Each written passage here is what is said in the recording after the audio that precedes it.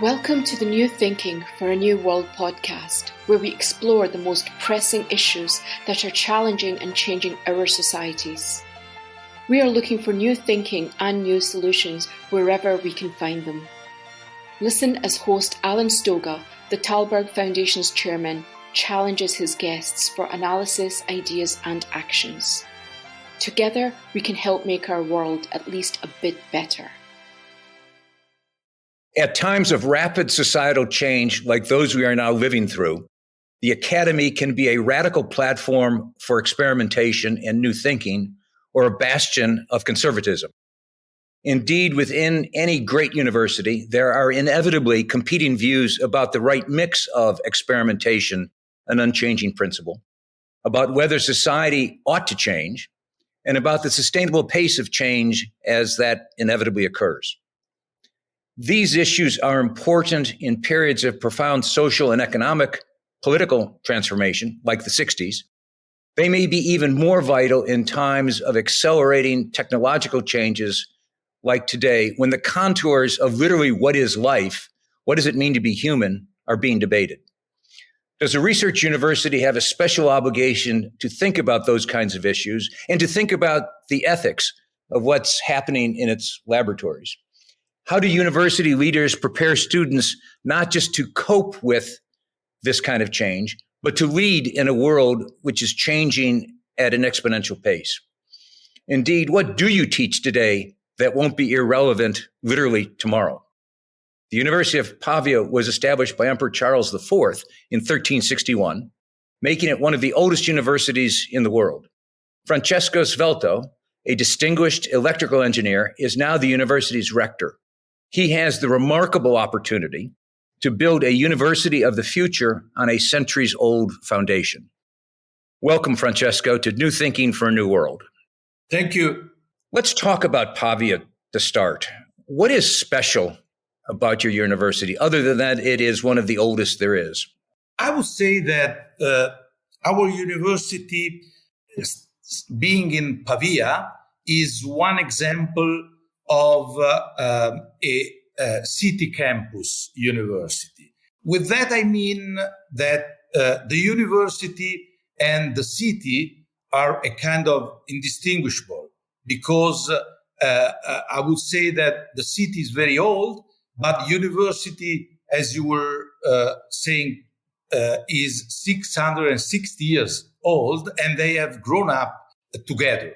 So if you think about US campus, they are slightly different. Let's think about Stanford, Berkeley, or even Harvard. You have a campus which is dedicated to institutions, departments, and students, to dorms and whatever. Pavia as a city campus is more similar to UK campus. I can think about more like to Oxford or Cambridge in UK, where you have all the institutions that are spread over the city. What does it mean? This means that we also accommodate all the students in the city, and the city is almost indistinguishable with the university institutions. So somehow I would say that it is an open institution where students live here, live in the city, and are very open to the society. So somehow I want to include students inside, but make them very open to all the society solicitation. Let's talk about 661 years. I want to discuss the blending of old and new. I know you are in the process of reimagining what the campus looks like, what the buildings look like, how to accommodate the future.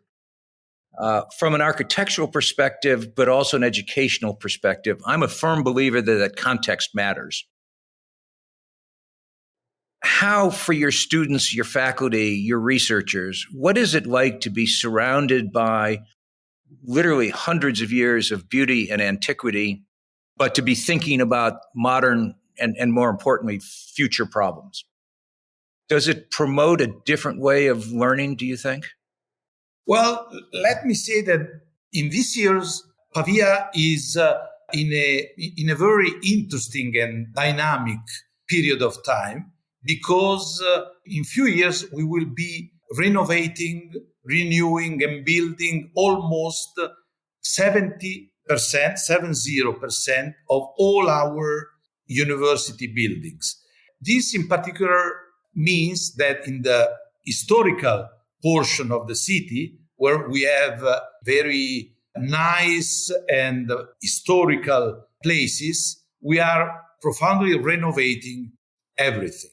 I would say that most of these places and buildings have maybe even more than 1,000 years, and were housing monasteries, noble buildings, and now we are renovating them in such a way that students can live in really beauty places with paintings of hundreds of years back. Besides this renovation of buildings in the city center, we are also looking at all the new area that is expanding in Pavia, where we are building the scientific portion, technological and medical areas. And in that case, what we used to do is making available laboratories, modern infrastructure, and places so that the students can really have the right mix between a beauty place, historical, and at the same time, very new infrastructures and possibilities of experiments looking at the future. So my way is having the students in town living a really human-oriented experience where education is a primary aspect, but also growing up with friends, colleagues, and teachers is a main aspect of this experience. From the student's point of view, that sounds fantastic. Do you think it changes how they learn or how they develop, being surrounded by beauty and history, but also with access to the fabulous machinery of modern infrastructure? I think so, absolutely. Because I think that, when you live in a beauty place with interesting palace, and it's a privilege. Now, what is very important is that the idea that accompanies you, so that's the role of the university and of the board, of the rector, is leveraging all the strong aspects and look at the future. What I mean is, if I were just thinking about Pavia is an historical place. By the way, Pavia has been the only university in all the Lombardia region for more than 500 years. This means that for more than 500 years, Milan didn't have any university. Pavia was also the University of Milan. Now, what I mean is that leveraging such an historical aspect is really key. At the same time, you need to be farsighted and just sign the future for your students so that they can be proud and think about, I'm here, where, for example, there was Alessandro Volta teaching, where, for example, there was Camillo Golgi, a Nobel Prize of some years ago, where a lot of medical discoveries have been done. But that's not enough, because I'm a young guy. I want to look at the future. So I need the new administration to tell me what's the future, to give me a link to my future career, meaning companies, meaning research, meaning whatever the society can offer. So what's very important is the right mix between being proud of living in such an historical place, but having a far-sighted environment. Let me pull on one of those threads and ask you how you and your board think about the role of the university in society. You've talked a lot about students already. Clearly, education, you are an educational institution. It's about students. But it's also about preparing, I would think, students for future as leaders, about interacting with society, the model you've described in Pavia. What is the core of the university's role from your perspective?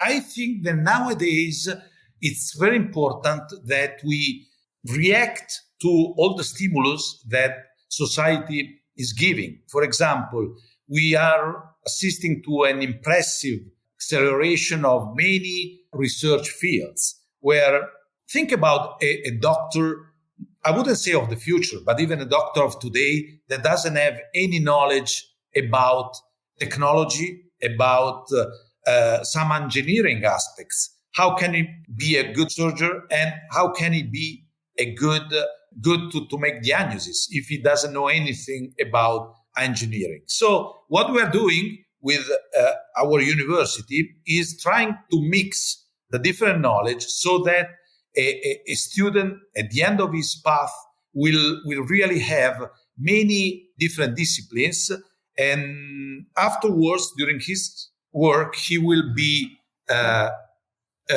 conscious of what's behind many things that he will use as, in the case of a doctor, as a doctor. But I can repeat the same example with many other fields. So in our university, we are making an effort to mix the disciplines and help our students to have an actual multidisciplinary or interdisciplinary education. Do the students understand why that's so important? I would say so. I mean, in some cases, I'll give you an example. Because of this opportunity of being a city campus, I'm also doing something which is really new, I would say, because some of our classes, starting last academic years, are delivered in one of our 16 colleges.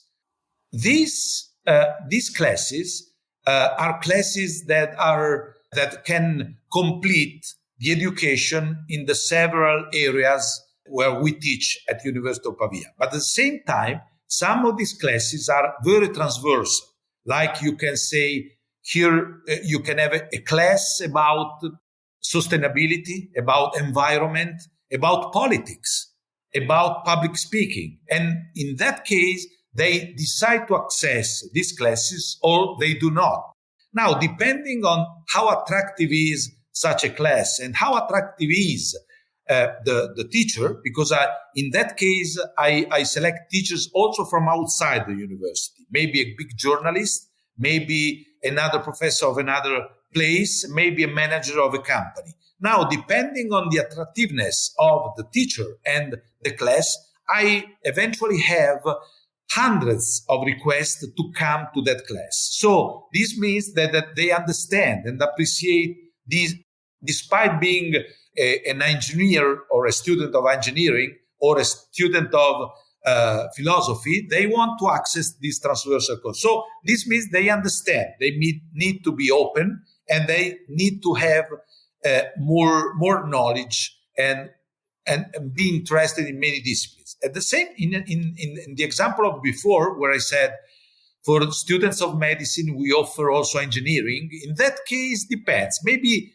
someone tells them it's important you know those things. At the same time, it's a little bit challenging for them. So they say, I become a doctor, then I know something more. And it's a kind of challenging aspect, and they are solicited to participate also because of that. So I would say, in some sense, they understand. That's the direction. In other cases, they understand it's challenging. They want to compete, and they want to do the more they can.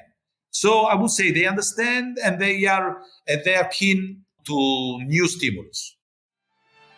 If you feel that the world lacks global leaders, please help support the Tallberg Foundation programs. Individual donations are being accepted at tallbergfoundation.org/donate. That's TALLBERG foundation.org/donate. As you know better than I, one of the challenges that many universities in Europe as well as in the United States face is that we're not making enough students. Literally, the decline of populations, particularly young people coming into university age, So you have in many places colleges going out of business. I mean, literally not being able to fill the room. You're building and rebuilding a university obviously is a statement that you expect that's not going to be a challenge. The demand for education is not going to be a challenge for you. Where are the students going to come from?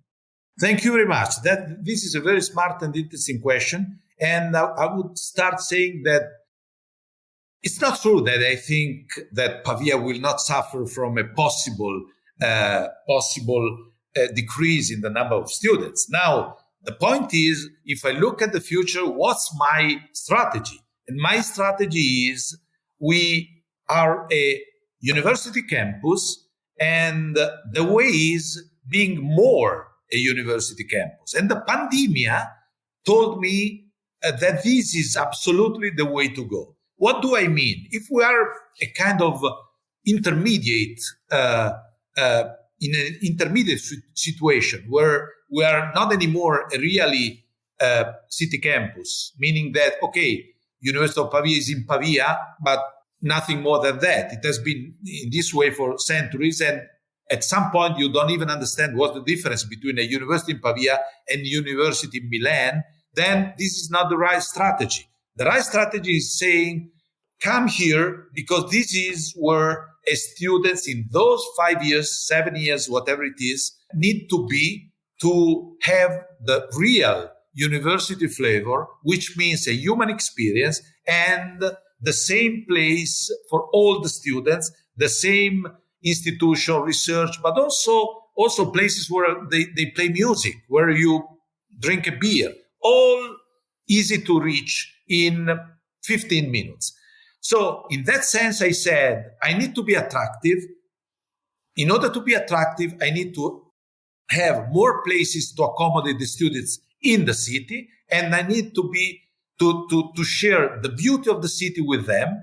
The city has become more smarter, more easy to live for students, and the real game is, of course, going on attracting Italian students, but being more and more open to international students. And in this sense, I think it's even more important to be a smart city campus, because then you say, okay, I'm a young student, I want to go to be a student. Maybe you can go to Rome, but Rome, it's not the perfect place to go to study. Maybe it's the perfect place to go to visit maybe one of the best historical place in the world. But if you go as a student, you miss many things that a city campus like ours has not to forget. So I feel the challenge, but my answer and strategy is, let's be more and more a city campus. So more students in town, let's go everywhere to attract international students and say, here you should come. Does that mean that over time the university becomes less Italian? Exactly. Sure. And is your ambition at the Europe scale, at the regional scale, at the global scale? 10 years from now, do you want to be considered a global platform of learning? Again, it's the mission question in part. We need to see a little bit how Italian universities have grown up and how they are financed today, because most of them, and Pavia is one of them, are paid by government. So this is why they have historically been looking at education of Italian guys, because mainly the business was limited and most of the money was coming from government. Now, I don't think because of this financing aspect that we will change immediately, going to international students and becoming immediately a global university. But the direction is that one. And I would say that I'm not sure in 10 years, but in the future direction is being more and more attractive for international students. And do you do that in your imagination with international partners? Do you do it mostly with your own DNA and your own resources? How do you work at scale globally? Well, international partners will be for sure one opportunity to grow globally. Well, for example, we are hosting courses for students, U.S. students from U.S. universities. Examples are Tufts University. Another example has been Gainesville in Florida, then University of Illinois. So we are receiving students for maybe short periods for one semester in town. So going on with some links with the international university is one way of our approach. At the same time, I can also say that we can do more going into other maybe countries or even overseas to develop an Italian university, maybe together with other universities, and try to think about those students as being possible candidates to come and grow up in Italy. For example, I'm thinking about Africa as one possible target. Let me segue back to technology. There's been an awful lot of attention recently to what's called generative artificial intelligence. In the United States, this is around the Chat GPT application, which essentially harnesses the computing power of the cloud with some very fancy logarithms to create effectively a search engine that produces reasonably decent answers in well-written tonality. Fantastic research tool, but also it is scaring the daylights out of academics all over the place, wondering how they'll teach in the future.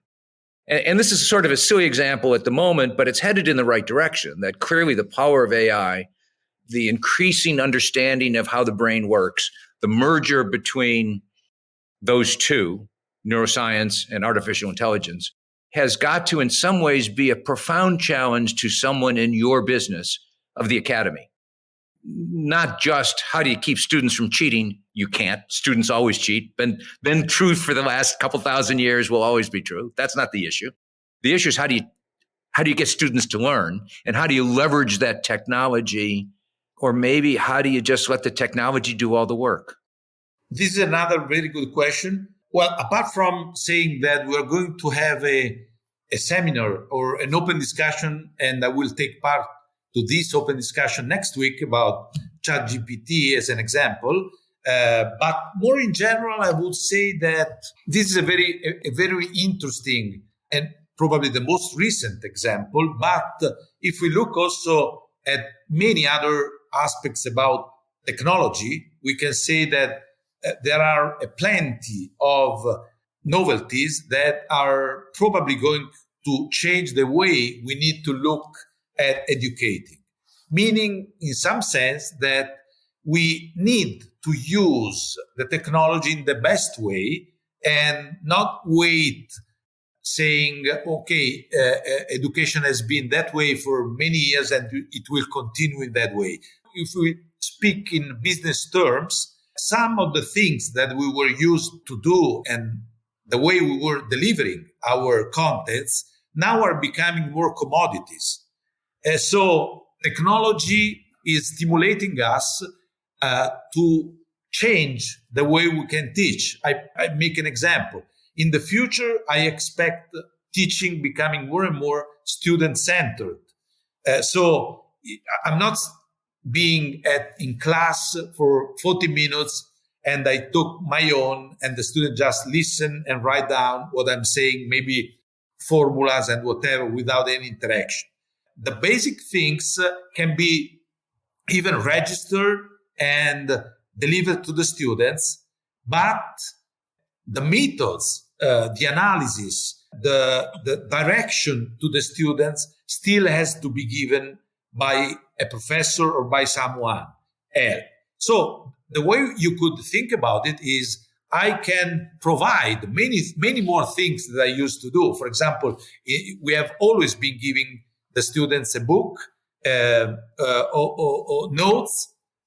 Now, probably we can also give video recording of our standard classes, but when we call them in class, we try to make a more experience-based class, and maybe we also try to ask them and understand if they are really connecting all the different nodes of the network and understand the problems and do the right question. So to completely answer your question, I think that technology is probably giving us many opportunities, and we need to understand when things that we were used to teach or are now more easy to find in the cloud, or we can record ourselves and innovate our education, placing the student at the center of the game. That sounds like an enormous challenge because you're flipping the model around first.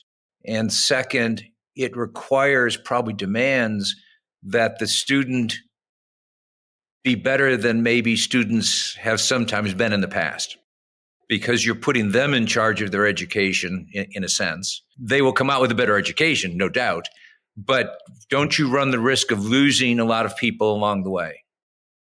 Well, correct. We couple this strategy together with classes where students are grouped in few people, like 10 people, 12 people, with a tutor. Can be an older student, can be a PhD student, can be a professor.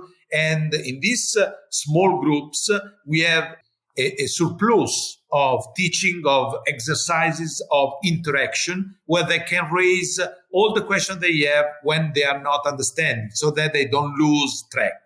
So somehow we need to stimulate their attention. At the same time, we need to be sure that we are not losing. I'm thinking now more to the first year, for example, where think about scientific curriculum.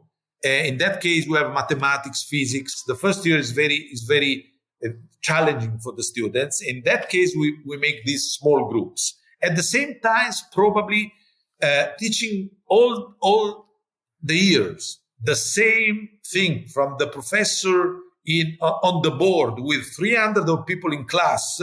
Probably it's easier to record that standard explanation, but then go and see, what's your problem in small groups? Yeah, it is clear. And it is about breaking down the model. I remember when I was in college many, many decades ago, the biggest classes were always taught to freshmen, probably when they actually ought to have more individualized attention, as you just described. And the smallest classes were in graduate school, when you probably could be absorbing things in a different way. So it is about rethinking the model. So, Francesco, let's end with this. You are a leader in what arguably is either the oldest or second oldest profession in the world.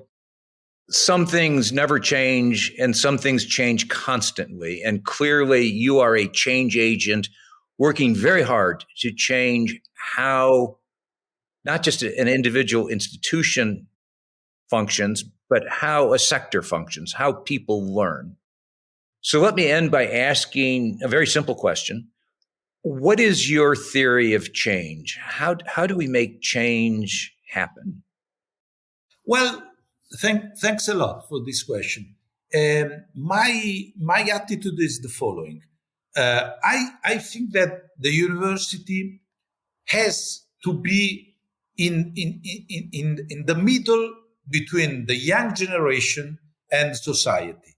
So what I mean is that I need to tell them, come here, we will educate you, but even more, we will join you in some sense to your future, which will mean your job, your work, your happiness, if we can. And the way we do it is, that's why I said before, preparing an inclusive place where you will have a relation with your friends, you will have the opportunity to make sports, to grow up and to be educated. So in this sense, how do I look at the change? I look in this way. I think if there is something that now the society is providing and delivering and giving me and to my colleagues in the university that can help to have a better education and to change the way we educate, why should not go in that direction? We need to do it because otherwise the stimulus versus young guys will be weaker and weaker. So if they can find in other places what we, and maybe more available, what we pretend to tell them in a class, there's no reason why they should come.